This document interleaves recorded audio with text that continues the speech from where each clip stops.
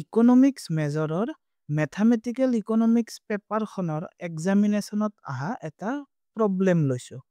এই প্ৰব্লেমটো হৈছে ডিৰাইভেটিভৰ ইকনমিক এপ্লিকেশ্যনছৰ ওপৰত।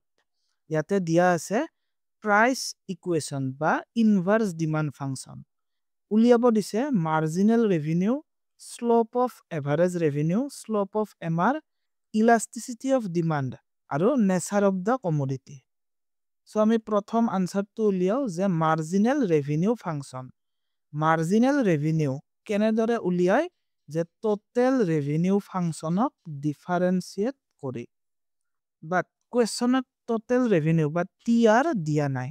সো আমি প্ৰথমতে টোটেল ৰেভিনিউ ফাংচনটো উলিয়াই লওঁ। টিআৰ কি যে টিআৰ is equal to price into quantity. Price ফাংচনটো কুৱেশ্যনত দিয়া আছে 1000 মাইনাছ 20Q তাক মাল্টিপ্লাই কৰিম উইথ কোৱান্টিটি। কিমান পাম যে 1000Q মাইনাছ 20Q স্কুৱেৰ্ড। সো আমি টিআৰ ফাংচনটো পালো। এতিয়া টিআৰ ফাংচনৰ ডিৰাইভেটিভটোৱে কি হ'ব যে মাৰ্জিনেল ৰেভিনিউ।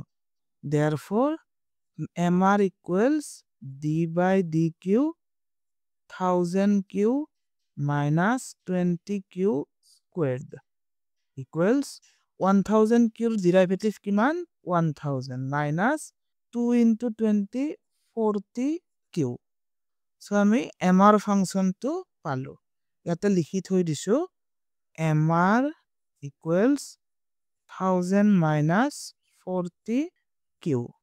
এটো হৈছে 1ৰ আনসাৰ। এতিয়া উলিয়াব দিছে slope of average revenue. Number 2 slope of AR। কিবা এটা ফাংচনৰ শ্লোপ উলিয়ালে আমি কি কৰো যে সেই ফাংচনটোৰ ডিৰাইভেটিভ উলিয়াও।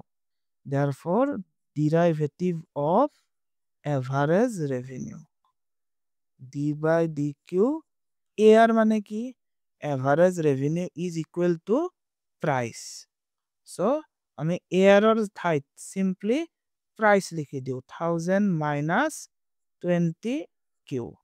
ইয়াৰ derivative কিমান যে 1000 ৰ derivative 0 then minus 20Q derivative 20.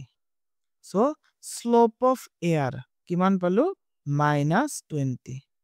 ইয়াতে লিখি থৈ দিও number 2 slope of AR equals minus 20.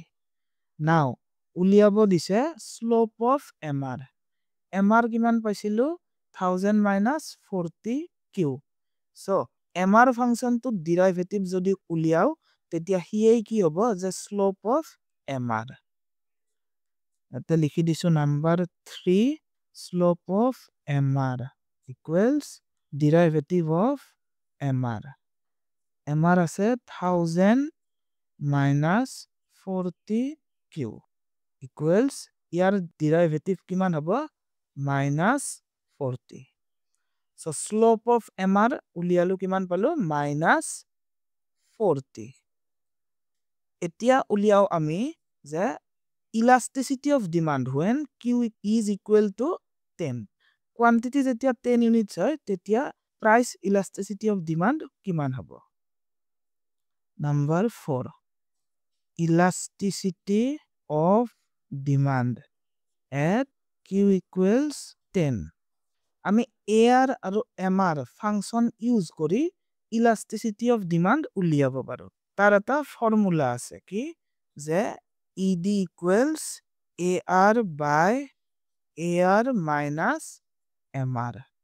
So quantity যেতিয়া 10 হয় আমি উলিয়াব লাগিব AR আৰু MR কিমান হ'ব। আমি AR ফাংচনটো জানো AR is equal to price. Price কিমান দিয়া আছে যে 1000 minus 20Q. So when Q is equal to 10 তেতিয়া AR কিমান হ'ব বা price কিমান হ'ব যে 1000 minus Q ঠাইত আমি 10 substitute কৰি দিও যে 20 into 10. So 1000 minus 200. That is average revenue is 800 when quantity is 10 units. So AR পালো 800 কেতিয়া যেতিয়া units 10 হয়। আকৌ MR ফাংশন টু কি আছিল MR ফাংশন টু আছিল 1000 minus 40Q যেতিয়া Q 10 units হয় তেতিয়া MR কিমান হ'ব MR equals 1000 minus 40 into 10 1000 minus 400 that is 600 so MR পালো আমি কিমান 600 এতিয়া এই ইকুৱেশ্যনটোত সাবস্টিটিউট কৰি দিয়া AR কিমান পাইছিলো 800 divided by AR 800 minus MR 600 equals 800 by 200 that is elasticity of demand কিমান 4 গতিকে আমি নাম্বার 4 ৰ আনসাৰটো পালো কিমান হল elasticity 4 সো ইয়াতে লিখি থৈ দিছো price elasticity 4 এতিয়া চোৱা এই যে আমি elasticity of demand 4 পালো ইয়াতে কি ফৰ্মুলা ইউজ কৰিছো ইয়াতে elasticity AR আৰু MR ৰ ৰিলেশনশিপৰ পৰা ডিৰাইভ হোৱা ফৰ্মুলাটো ইউজ কৰিছো that is AR by AR minus MR কিন্তু elasticity উলিয়ালে আকৌ এটা ফৰ্মুলা ইউজ কৰিব পাৰি কি যে dq dp into p by q এইটো হৈছে AR MR আৰু ইলাষ্টিচিটিৰ ৰিলেশনশিপৰ পৰা ডিৰাইভ হোৱা ফৰ্মুলা আৰু ই হৈছে ইলাষ্টিচিটি অফ ডিমান্ডৰ বাই ডেফিনেশন ডিৰাইভ হোৱা ফৰ্মুলা সো আমি এই ফৰ্মুলাটো ইউজ কৰি 4 পাইছো এতিয়া আমি এই ফৰ্মুলাটো ইউজ কৰি চাও এই ফৰ্মুলাটো দি ইডি উলিয়ালে আমি কি কৰিম যে কিউ ফাংশনত ডিফাৰেন্সিয়েট কৰিম উইথ ৰেসপেক্ট টু প্ৰাইস আৰু তাক মাল্টিপ্লাই কৰিম